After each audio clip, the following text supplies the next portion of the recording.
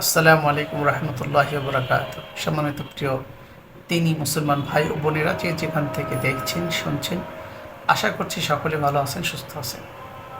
ফরজ নামাজের পরে, যে কোনো ফরজ নামাজের পরে এই ছোট্ট আমলটি মাত্র ৩৩ বার করবেন। মাত্র ৩৩ বার যখন এই আমলটি করবেন, তো আল্লাহ তাআলা আপনাকে দারিদ্রতা থেকে মুক্তি দিবে, আপনার ঋণকে পরিশোধ করে দেওয়ার ব্যবস্থা করবে, আপনার অভাব দূর হয়ে যাবে। এটাই বাস্তবতা, এটাই সত্য কথা। আপনার আমার বুঝে না আসতে পারে, কিন্তু সাহাবায়ে কেরাম রাদিয়াল্লাহু তাআলা আনহু আজমাইন তিনারা এমনভাবে বিশ্বাস করেছেন, আমল করেছেন, সেই আমল এবং বিশ্বাস এই দুইয়ের সমন্বয়ে তারা দুনিয়াতেও কামিয়াবি হয়েছেন, আখিরাতেও কামিয়াবি হয়েছেন। সম্মানিত দিনী মুসলমান ভাই বোনেরা, এই জন্য আমার এই ছোট্ট আমলটি বিশ্বাস করে একিনের সাথে যদি একবার করতে পারেন, তাহলে মহান আল্লাহ তাআলা আপনাকে অবশ্যই দারিদ্রতা থেকে মুক্তি দেবেন।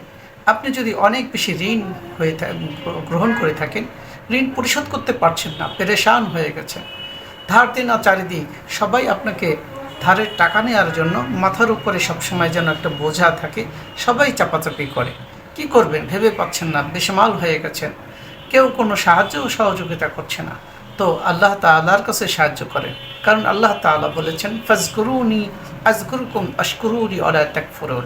সুতরাং আল্লাহ তাআলার কাছে সাহায্য চাইতে হবে, আর আল্লাহ তাআলার কাছে সাহায্য চাইতে হবে আস্তাঈনু বিস-সাবরি ওয়াস-সালাহ ইন্নাহা লাকাবীরাতুন ইল্লা আলাল খাশিঈন।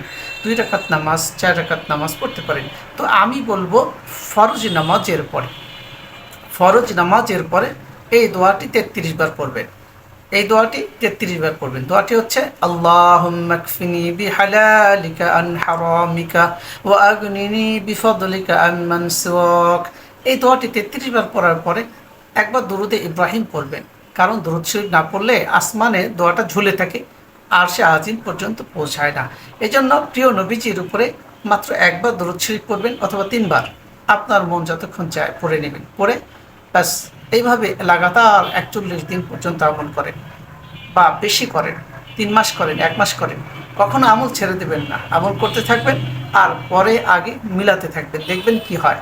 এরপরেই দেখবেন আপনার জীবনে সফলতা চলে আসছে, দারিদ্রতা, ঋণ, সব কিছু আল্লাহ তাআলা এই পেরেশানি থেকে মুক্তি দিয়েছে। অনেকে তো ঘুমের ওষুধ ছাড়া ঘুমই হয় না, পেরেশানি করতে করতে অস্থির। আর আল্লাহ তাআলা তো আমাদেরকে বানাইছেন গোলামি করার জন্য, আর এই গোলামি করলেই তো আল্লাহ তাআলা সমস্ত বিপদ আপদ বালা মুসিবত সব দূর করে দেবেন। সুবহানাল্লাহ। আল্লাহ তাআলা আমাদের সকলকে বোঝার তৌফিক দান করেন। আসসালামু আলাইকুম রহমতুল্লাহি ওয়া বারাকাতুহু।